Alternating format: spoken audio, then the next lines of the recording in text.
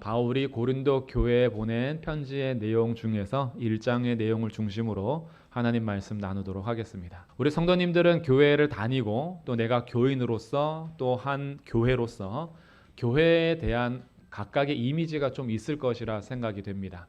교회는 이런 모습이어야 한다라는 생각들이 있을 겁니다. 근데 우리가 생각하는 꿈꾸는 교회의 모습 중에서 늘 점검하고 또 기준을 삼아야 하는 것은 무엇일까? 이게 오늘 중요한 내용입니다.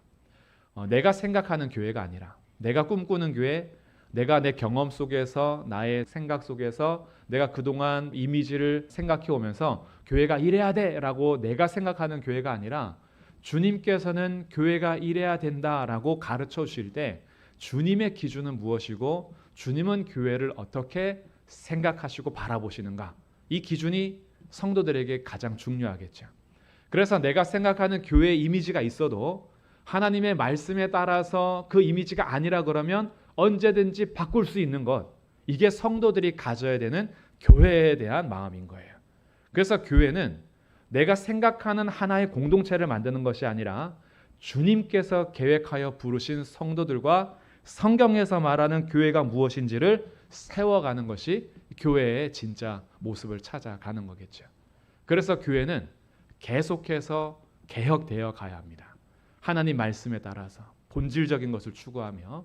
그러니 이제 교회는요, 내가 생각하는 것에 얼마나 가까운 교회냐라기보다 내가 꿈꾸는 교회는 성경과 얼마나 가까운가라는 질문을 가질 줄 알아야 돼요. 우리 교회는 성경과 얼마나 가까운가? 즉 주님이 원하시는 교회의 모습을 우리는 가꾸어 가고 있는가라는 진단이 필요한 거죠. 왜 그럴까요? 왜냐하면 교회는 사람들이 그저 모임을 시작한 것이 아니기 때문입니다. 교회는 마음 맞는 사람들끼리 모여서 우리 이런 공동체를 만들어 가자라고 시작한 게 아니기 때문이에요. 교회는 누가 시작하신 거죠? 교회는 주님께서 시작하신 겁니다. 하나님께서 세우신 교회고 하나님께서 자기 아들 예수 그리스도의 피값으로 사신 교회가 바로 주님의 교회의 모습인 거죠. 그러니 사람들이 그냥 자기의 이상향을 가지고 내가 꿈꾸는 모습을 만들기 위해서 모인 것이 아니라 주님께서 택하여 부른 사람들이 모아진 곳이 교회 공동체가 되는 겁니다. 그래서 우리가 이 이미지를 제대로 가지고 있어야 오늘 고린도 교회에 대한 문제를 볼 줄 알고 고린도 교회 이렇게 문제투성이었음에도 불구하고 하나님께서 이 교회를 이끌어 가심에 대해서 이해할 수 있게 돼요.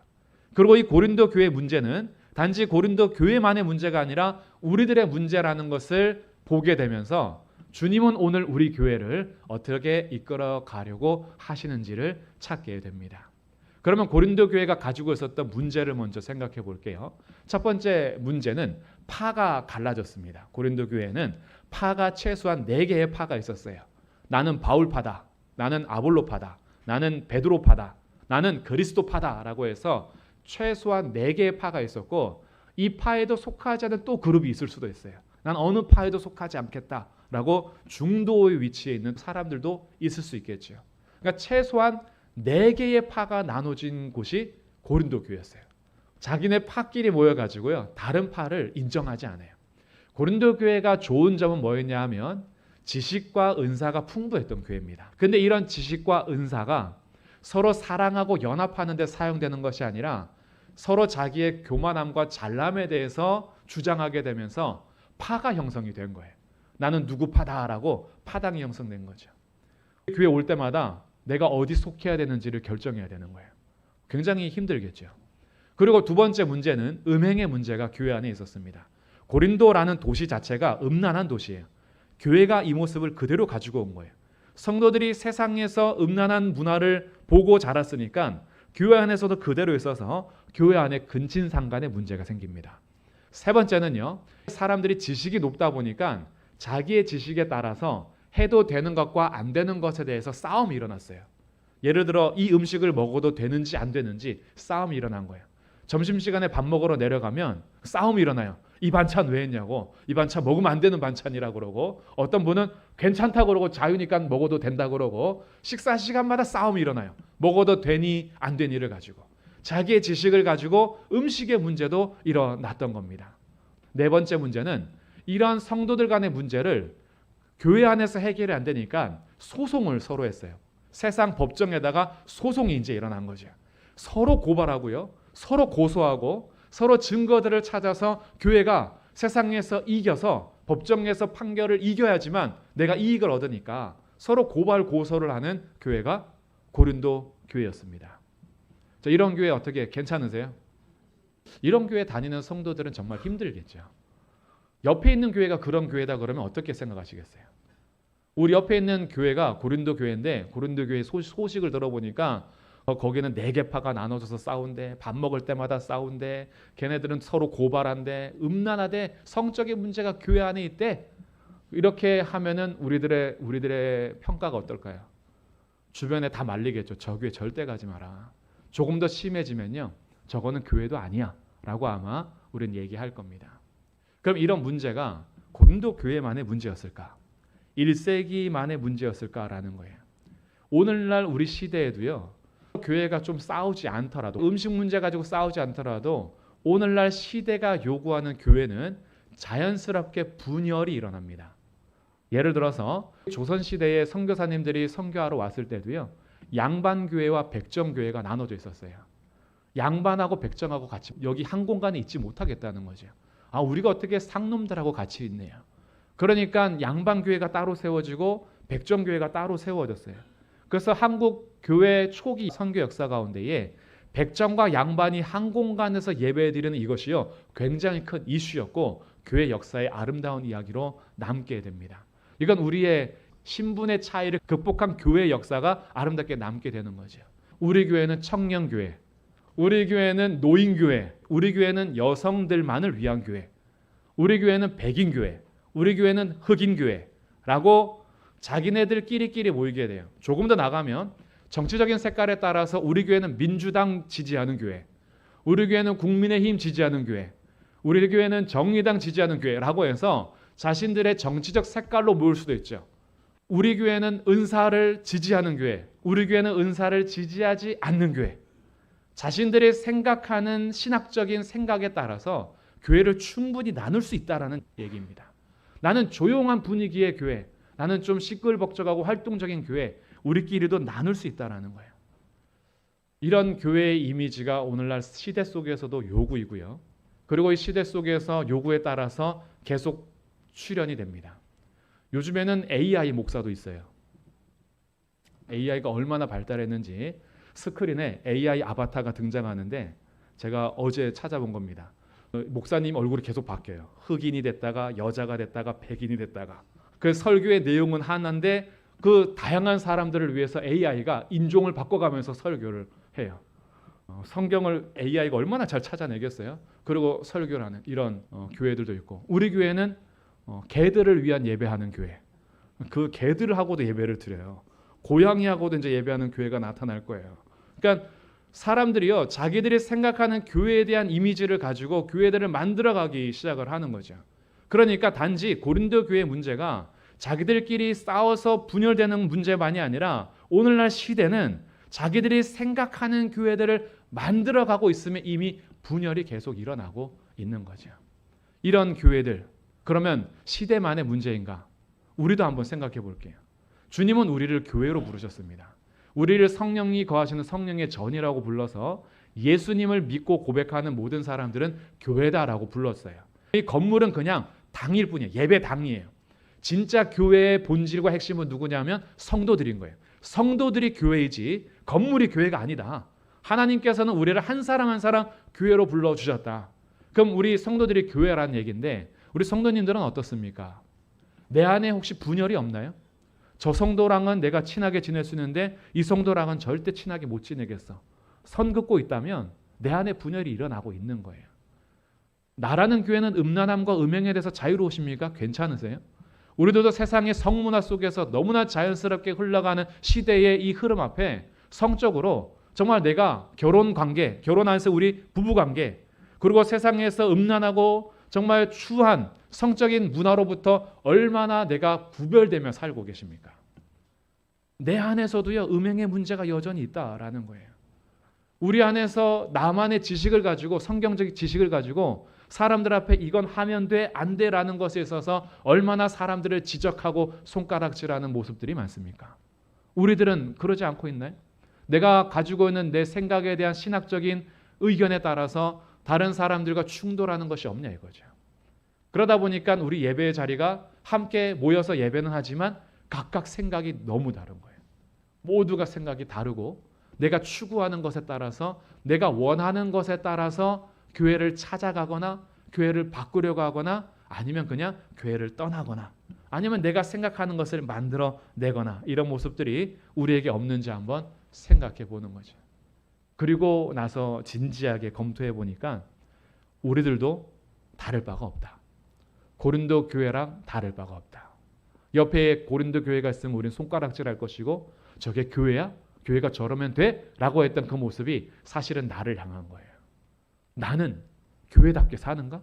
나는 과연 교회인가? 나는 교회로서 온전한가? 라고 할 때 나도 똑같이 형편이 없는 거죠. 그런데 이런 교회를 향해서 주님이 뭐라고 하는지가 중요한 거예요. 우리가 생각할 때에는 편견을 가지고 오해할 수도 있고 비판할 수도 있고 우리 스스로 진단하면서 서로 손가락질하고 비난할 수도 있지만 주님은 이 고린도 교회를 보면서 뭐라고 하시는가? 이게 중요하겠죠. 주님은 고린도 교회를 향해서 이렇게 부르십니다. 오늘 말씀 1장 2절인데요. 고린도에 있는 하나님의 교회 곧 그리스도 예수 안에서 거룩하여지고 성도라 부르심을 받은 자들과 또 각처에서 우리의 주 곧 그들과 우리의 주 되신 예수 그리스도의 이름을 부르는 모든 자들에게 하나님 우리 아버지와 주 예수 그리스도로부터 은혜와 평강이 있기를 원하노라. 아멘. 고린도 전서가 쓰여질 때에는 고린도의 이런 문제를 알고 쓰는 거예요. 고린도의 이런 분열의 문제, 음행의 문제, 소송의 문제 이걸 다 알고 쓰는 거예요. 그런데 고린도 교회를 향해서 야, 니네는 교회도 아니야 라고 하지 않고 뭐라고 하고 있어요? 고린도에 있는 하나님의 교회. 고린도에 있는 하나님의 교회. 곧 그리스도 예수 안에서 거룩하여지고 성도라 부르심을 받은 자들. 성도라는 말 자체가 구별된 자, 거룩한 자라는 뜻이에요. 그러니까 이미 너희들은 하나님의 교회이며 예수 그리스도 안에서 거룩하게 구별된 성도라 부르는 자들이다. 너희에게 하나님 아버지로부터 나오는 은혜와 평강이 있기를 원한다. 교회됨을 부정하지 않았어요. 왜 그랬을까요? 내가 볼 땐 형편없는데? 내가 볼 땐 저 모습이 과연 교회야? 라고 비판할 수 있는데 그런데 주님께서 오늘 부르실 때는요. 그게 아니라는 거예요. 주님이 보실 때는요. 교정할 게 있고 고쳐갈 게 있고 다듬어질 것이 너무 많지만 그러나 이들은 자신들의 행위의 깨끗함으로 교회가 된 것이 아니라 오직 예수 그리스도의 피로 깨끗함을 입은 하나님의 교회이다. 이것이 교회를 향한 첫 번째 시선이에요. 이 시선을 놓쳐버리면 우리들은 교회들을 평가할 때 자기 기준으로 평가합니다. 나의 눈으로 교회를 평가해요. 내가 가진 기준, 내가 가진 이미지, 내가 가진 교회에 대한 모습을 가지고 교회들을 재단하기 시작하죠. 근데 교회에 대한 첫 번째 이미지는 뭐여야 하냐면 주님께서 택하여 부르신 하나님의 사람들이다. 이게 교회를 볼 때의 첫 번째 우리의 생각이어야 된다는 거예요. 옆에 있는 분들이요. 내가 볼 때는 도덕적으로 흠도 많고 내가 볼 때는 아직 미성숙하고 뭐 교회라는 사람이 저래라고 할 수 있어요. 근데 우리는 그게 첫 번째 시선이 아니에요. 우리의 첫 번째 시선은 옆에 있는 그분이요. 뒤에 있는 그분, 앞에 있는 그분이요. 하나님께서 사랑하셔서 예수님의 피로 깨끗하게 하신 하나님의 자녀들입니다. 이게 우리가 교회를 볼 때 생각해야 될 첫 번째 시선이어야 되는 거예요. 이걸 놓쳐버리니까 자기 생각에 따라서 교회를 평가해버리는 거예요. 절대 그럴 수 없습니다. 교회는 내 생각으로 지어진 곳이 아니에요. 교회는 주님이 부르신 하나님의 사람들이 모인 곳입니다. 그래서 우리 교회도 그렇게 생각하셔야 돼요. 우리 교회도 고칠 것 많고 교정할 것 많고 앞으로 다듬어질 것도 많아요. 그리고 우리 개인도 마찬가지예요. 앞으로 우리 더 다듬어질 것이 많아요. 그러나 우리가 교회된 것은 나의 완전한 행위 때문이 아니라 예수님께서 나를 위해서 십자가에서 죽으시고 부활하신 놀라운 그 복음의 은혜 때문에 그것을 믿음으로 말미암아 우리가 교회가 된 것입니다. 이것이 교회를 볼 때의 첫 번째 시선이어야 한다. 그래야지 앞으로 이 고린도 전서를 볼 때도 마찬가지예요. 고린도 전서가 쓰여질 때 이 문제들을 가지고 해결점을 찾아내는데 교회가 아닌 자들을 교회로 바꾸는 것이 아니라 교회로 부름 받았으나 이렇게 오류투성이고 고칠 것이 많은 교회에게 그러면 안 돼. 교회는 그렇게 사는 것 아니야 라고 해서 신앙의 오류와 잘못된 것을 교정해 주는 말씀이 고린도 전서의 말씀입니다. 교회로 부름받았으나 여전히 내 안에 문제가 많아. 교회로 부름받았으나 우리 교회에 여전히 문제가 있어. 이것을 어떻게 해결할 수 있는가? 오늘 1장은 이 해결점을 우리에게 말해주는데 그 해결책은요. 파가 갈라지는 자들에게 이렇게 질문합니다. 그리스도께서 어찌 나뉘었느냐? 바울이 너희를 위하여 십자가에 못 박혔으며 바울의 이름으로 너희가 세례를 받았느냐? 아니지 않느냐? 그들을 분열하는 마음을 어디로 데려가냐 하면 누구에게로 데려가요? 그리스도께로 데려갑니다. 바울이 너희를 위해서 십자가에 못 박혔냐 이거예요. 아볼로가 너희를 위해서 십자가에 못 박힌 거 아니지 않느냐? 예수님께서 우리를 위해서 십자가에서 죽으시고 구원하셨는데 어찌 그리스도가 나누어지냐 이거죠. 그리스도 나눠질 수가 없어요. 그래서 교회의 이 문제를 누구에게로 데려가냐 하면 예수님께로 데려갑니다. 예수 그리스도의 십자가 복음으로 데려갑니다. 이것이 오늘 우리가 가져야 될 해결 방안에 대한 거예요. 교회의 여러 가지 오류와 문제를 해결하는 방법은 예수 그리스도의 십자가 복음입니다. 이것을 우리가 알고 있어야 돼요. 교회가 제대로 서가는 것은 복음 위에서만 든든히 제대로 서갈 수 있습니다. 복음이 없는데 사람들을 막 투입하고 여러 가지 프로그램을 굴린다고 해서 교회가 하나 되고 교회가 더 사랑하고 그렇게 되지 않습니다. 분열될 마음들, 여러 가지 문제투성이가 어디에서 화합이 될 수 있냐 하면 십자가 복음에서 화합이 될 수 있는 거예요. 그러니까 저희들이 교회에서 수련회도 하고 성도들 교제도 노력하려고 하고 또 우리 찬양제도 해보고 프로그램 도입은 도움은 되죠. 그러나 그것이요 본질적으로 우리를 하나 되게 할 수는 없어요. 그리스도 십자가의 복음 앞에 우리가 각각 서지 않는 한 우리들은 절대 하나 되게 하신 교회의 공동체를 지켜갈 힘도 능력도 없습니다. 성도들에게 진짜 능력과 지혜는 무엇이냐 하면 십자가입니다. 십자가의 도가 멸망하는 자들에게는 미련한 것이요 구원을 받는 우리에게는 하나님의 능력이라. 아멘. 오직 부르심을 받은 자들에게는 유대인이나 헬라인이나 그리스도는 하나님의 능력이요 하나님의 지혜니라. 아멘. 십자가는 하나님의 능력입니다. 십자가는 하나님의 지혜입니다. 우리가 여러 능력과 지혜를 찾아 헤매지만요. 성경에서 우리에게 말해주는 진짜 하나님의 능력과 하나님의 지혜는 그리스도의 십자가입니다. 이 십자가가 왜 하나님의 능력이고 하나님의 지혜라고 하냐면요. 우리를 죄로부터 구원하여 죄인들이 하나 되게 하는 데 있어서는 다른 그 어떤 것으로 되지 않기 때문이에요. 이 세상의 지혜는 한계가 있어요. 어떤 한계가 있냐 하면 내가 아무리 지혜롭다라고 한들요. 이 세상의 모든 이치를 깨달을 수가 없어요. 세상의 모든 이치를 깨달을 수 없기 때문에 내가 선하다라고 얘기하는 것들이 어떤 면에서는 선하지 않은 결과를 나타낼 수도 있어요. 그러다 보니까 나 같으면 그냥 죄인들 그냥 용서하겠다라고 혹시 편하게 생각할지 모르지만 죄인들을 편하게 용서하는 순간 이 세상은 공의가 사라집니다. 모든 죄인들이 아무런 벌도 받지 않고 다 용서받는다고요? 감옥에 있는 모든 죄인들 사랑으로 다 그냥 풀어준다고요? 세상에서 죄를 짓고 사는데 아무런 조치도 취하지 않고 그냥 다 용서한다고요? 좋은 세상 되겠습니까? 정말 사람과 은혜가 풍성한데 세상이 좋아지진 않아요. 살인아도 아무 문제 없고 도둑질해도 아무 문제 없어요. 왜? 다 용서할 거니까요. 죄인들을 그렇게 용서하시겠습니까?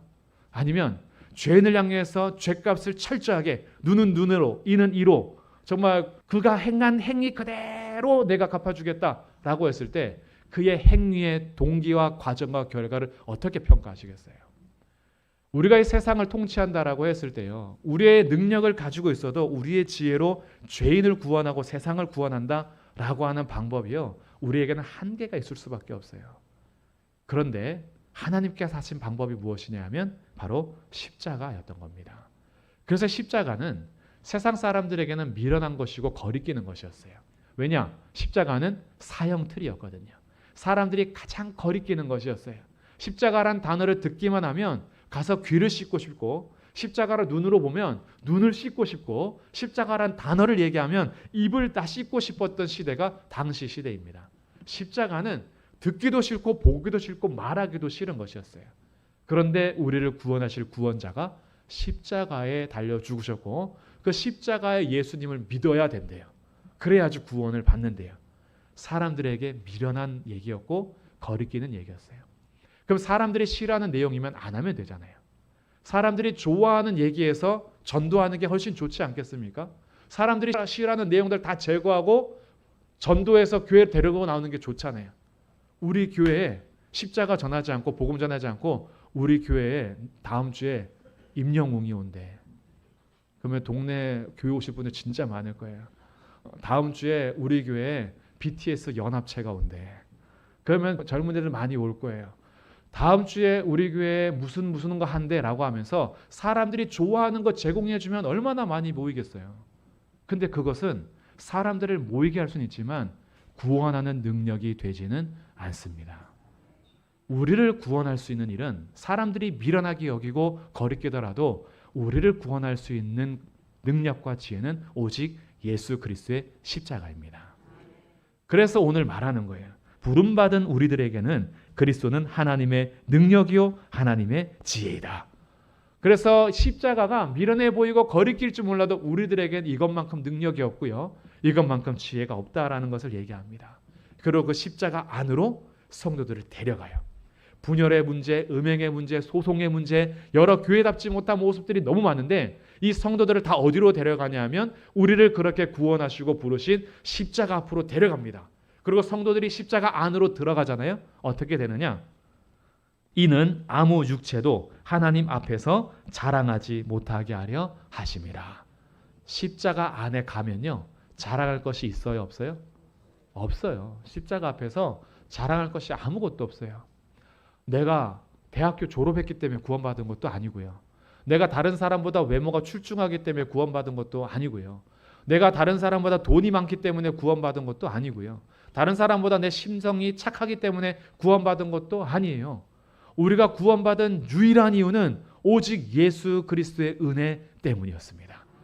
그러니 그 은혜의 선물 앞에 자랑할 것이 아무것도 없는 거예요. 남자든지 여자든지 백인이든지 흑인이든지 우리가 구원받은 것은 우리의 인종의 문제가 아니라 하나님의 선물 예수 그리스도의 십자가 복음 때문이었던 거죠. 그러니 복음 앞에 서니까 우리가 무엇을 깨닫느냐?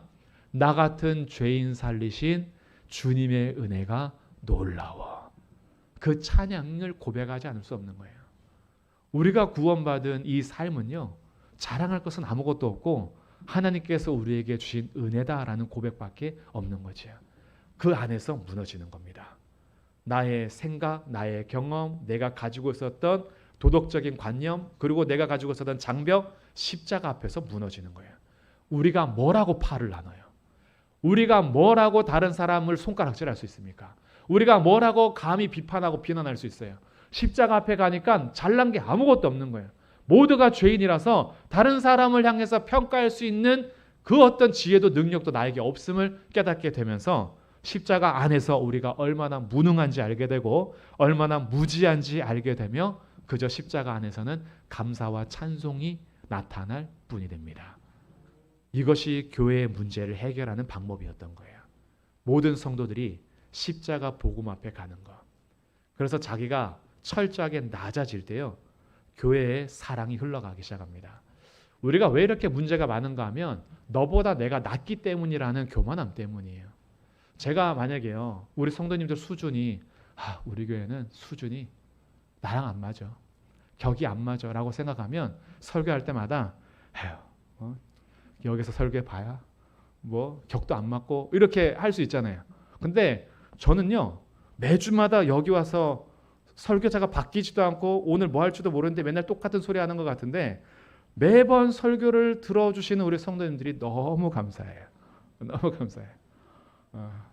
안 듣고 귀 막고 또 똑같은 소리 하네 이럴 수 있는데 그냥 매주 와서 예배드리며 말씀을 함께 들을 때 그게 그냥 제 좋은 얘기 들어온 게 아니잖아요. 그래도 부족하든 조금 잘하든 못하든 하나님 말씀 전하기 위해서 서로 애쓰고 하나님 말씀 듣기 위해서 서로 애쓰면서 이 자리에서 함께 하나님 예배하기 위해서 우리가 매주 모이잖아요. 이 자리가 전 너무 감사하고 귀한 거예요. 그래서 우리 교회 찾아오시는 한 분 한 분, 교회를 그동안 지켜오시면서 교회에서 함께 성장하며 자랐던 우리 모든 성도님들이요. 그렇게 귀한 거예요. 천하보다 귀한 영혼들이 여기 이렇게 많이 모여 있잖아요. 천하가 지금 몇 개예요. 엄청 대단한 거예요. 근데 우리가 높아지는 순간요, 옆에 사람이 아무것도 아닌 거예요. 저게 우리 교회 왜 왔어? 저게 내 옆에 왜 앉아? 기분 나쁘네? 우리의 마음이 높아지면요, 분열이 일어날 수밖에 없고 사랑이 식어져 갑니다. 근데 옆에 있는 사람이 얼마나 대단한 사람인지 십자가 앞에서 그 시선을 바라보면요, 하나님께서 이 영혼이 얼마나 귀한지 자기 아들 예수 그리스도를 희생하여 피 흘려 주심으로 사신 영혼이 내 옆에 앞에 앉아 있는 예배하는 하나님의 자녀들인 거예요. 얼마나 소중합니까? 옆에 있는 분들 한번 보세요. 옆에 있는 보세요. 대단하신 분들입니다. 하나님께서 자기 아들 예수님을 보내서 사신 사람들인 거예요. 우리 마음이 높아지면 오늘 점심 먹을 때 이럴 겁니다. 아니 밥을 이렇게밖에 못했어? 아니 반찬을 이거밖에 못했어?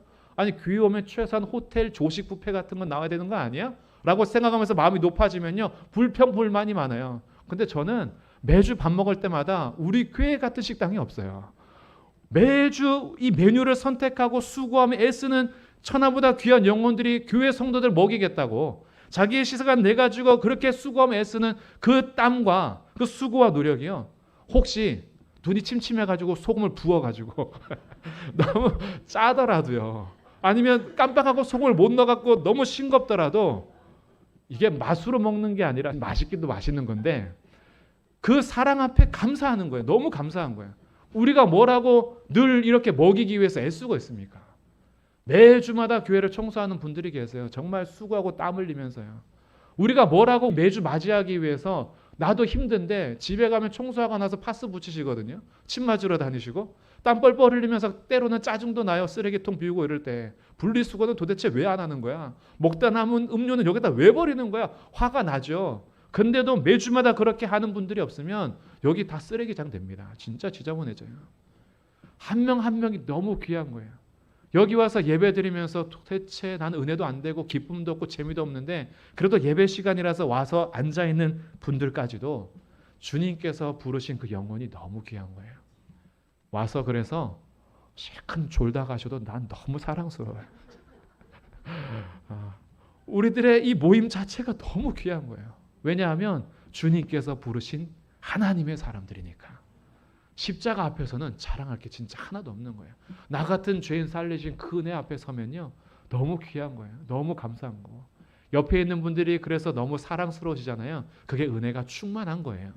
옆에 있는 사람에게 자꾸 미워하는 모습이 보이잖아요. 은혜가 사라지고 있는 거예요. 그 사람의 문제가 아니라 내 문제인 거예요. 내가 십자가 앞에 설 때 교회 안에 여러 가지 문제들이 해결되기 시작해 갑니다. 그래서 우리 교회가 다듬어질 게 많죠. 우리 스스로가 고쳐져야 될 거 많죠. 근데 우리 교회가 함께 달려가는 길에 나 잘났다, 나 높다, 난 괜찮은데 교회는 왜 이 모양이야? 너는 왜 나랑 격이 안 맞아? 라고 하는 것은 고린도 교회에서 문제가 계속 발생하는 것이고, 이 문제를 해결하는 방법은 어디냐 하면 그리스도의 십자가 앞에 모두가 함께 서는 겁니다. 그래서 교회는 계속 복음이 들려져야 하고 그 복음 앞에 우리를 세워야 하고 십자가 앞에 날마다 서서 그리스도의 십자가 앞에 내가 자랑할 것이 뭐라고, 내가 왜 높아졌는지 자신의 높아짐을 회개하고 십자가 앞에 감사하면서 예배하며 찬송할 때에 우리 안에 다시 하나됨과 하나 되게 하신 것을 지켜가고 성도들이 그렇게 귀하고 사랑하게 되는 거예요. 우리 교회가 이렇게 함께 가면 좋겠습니다. 십자가 그 은혜, 예수 그리스도의 십자가 앞에서 하나님의 능력이요 하나님의 지혜인 이 십자가를 내 가슴에 새기고 그 십자가의 길을 같이 걸어가면서 주님께서 세우신 우리 교회가 주님께서 아름답게 세워가는 믿음의 공동체가 되기를 주님의 이름으로 축복합니다.